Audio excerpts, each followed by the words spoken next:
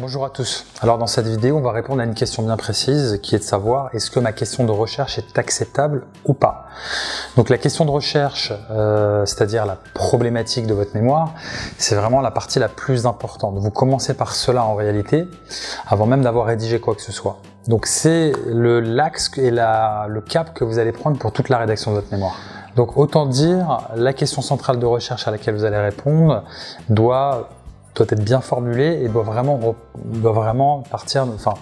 vous permettre de rédiger un mémoire qui va dans la bonne direction.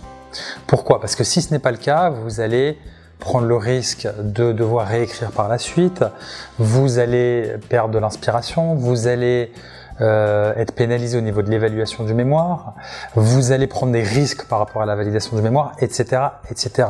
A contrario, c'est un peu le corollaire des précédents éléments. Si vous partez sur la bonne question de recherche, vous allez avoir un intérêt marqué, 2, du plaisir dans la recherche et dans la rédaction, 3, vous allez valoriser votre mémoire au niveau de l'évaluation, vous allez vous différencier de vos confrères qui déposent également un mémoire par une question qui est intéressante, qui vous plaît, que vous allez défendre avec brio, avec intérêt, avec enthousiasme, et ça va se ressentir. Donc, il va sans dire que pour toutes ces raisons-là, le cap que vous prenez est déterminant. C'est le choix le plus important et vous commencez par cela. Avec le plan détaillé par la suite, qui est également la structure du mémoire, ce n'est pas le sujet de cette vidéo. Là, ici, vraiment, on parle de la question centrale de recherche, donc la problématique, c'est-à-dire la raison d'être de votre mémoire. C'est la question vraiment à laquelle tout votre mémoire va répondre. Donc, il y a quelques critères à respecter lorsque vous faites ce choix. Le premier, effectivement, c'est que ça doit vous susciter chez vous un intérêt marqué, presque une passion dans le fait d'aborder ce sujet-là. Vous ressentez un plaisir dans le simple fait de présenter ces concepts-là, d'aborder cette problématique. C'est déjà un très bon élément, puisque n'oubliez pas, un mémoire c'est un travail assez important, hein, on est sur des volumes assez importants, vous allez y passer beaucoup de temps. Donc mieux vaut le faire avec plaisir, forcément ça se ressentira sur le résultat.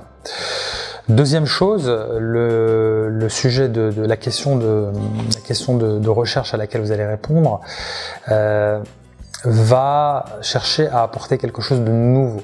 Pas quelque chose qui a été abordé en large et en travers par vos confrères, par d'autres mémoires et par la littérature académique et in fine va vider de sa substance en quelque sorte l'intérêt de partir sur cette question de recherche.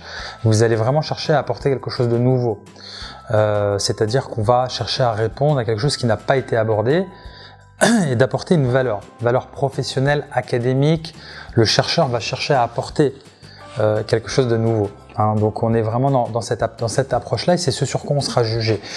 On ne pourra pas se permettre de paraphraser l'existant, de faire une revue de littérature développer, c'est pas du tout l'intérêt. Il y aura une revue de littérature, mais également une partie empirique qui va chercher à apporter de la valeur, encore une fois, à la recherche si vous êtes sur un mémoire plutôt de recherche ou à l'entreprise si vous êtes plutôt sur un mémoire professionnel, pour simplifier.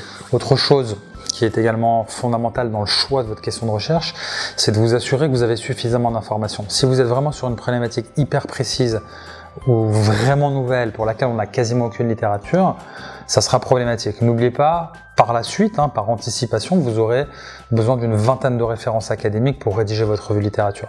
Si vous orientez votre problématique, votre question centrale de recherche sur une thématique très peu documentée, trop précise, vous serez en porte-à-faux pendant la rédaction et malheureusement, souvent, ça vous amènera à faire marche arrière et à réorienter votre problématique, votre question centrale de recherche. Donc faites une petite vérification de la littérature disponible. Vous avez aujourd'hui des outils très bien tels que Google Scholar qui vous permettent de regarder un peu la littérature disponible sur votre question centrale de recherche et à partir de là de déterminer ce critère de faisabilité qui est celui de savoir si on peut tout simplement rédiger un mémoire sur cette problématique-là ou pas. Donc n'oubliez pas également cet élément-là.